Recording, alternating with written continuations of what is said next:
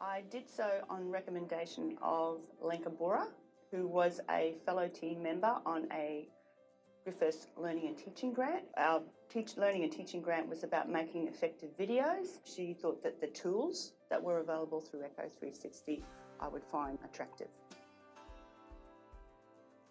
Rather than doing the traditional lecture format, I was doing a flipped learning class. The students had pre-workshop videos to look at, then they would come into class and I would spend the first hour going over the principles and the learning outcome with special emphasis on the more challenging topics. In that first hour, I used the Echo 360 platform. The rest of the time during the workshops, it really wasn't suitable because the students are all broken up into groups. They're working on activities and exercises. They make a lot of noise when they're doing so, and so it's best to turn any recordings off. I should premise my comments with I was in the group of early adopters. I had some students that were very like me. They were very proactive. They wanted to use the tool. They were interested especially in the note-taking ability. At the time, Echo 360 didn't really have the capacity to run on a mobile phone, and so even with an iPad that I provided to them, they were reluctant to engage with it, and that was reflected again in the SETs and SECs that I got for the course. During that time, there were people who loved it, people who didn't really engage with it.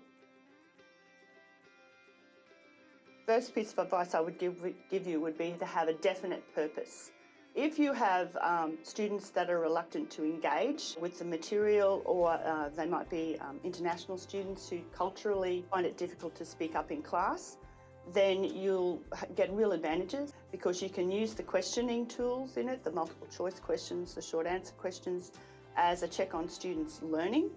And you'll benefit, and the students will benefit from that process. If you already have engaged students, or your teaching style is such like mine that you already ask questions of the students as a check on learning, then you may not be using it as frequently.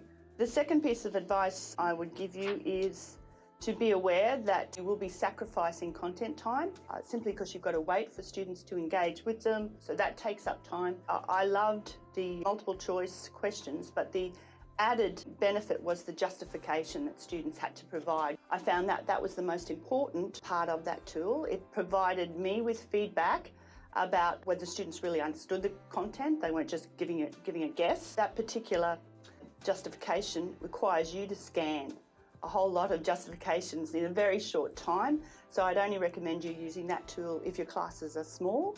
If they're large and you don't have PhD students or other staff members that can help you with that process, probably wouldn't recommend you using it. Like any other technology, Echo 360 has a novelty value, but it does tend to wear off as the trimester progresses. So think about maybe not using it frequently each week. Mix it up, do other activities without any technology involved, and that way students won't tire of the tool and they'll always be engaged.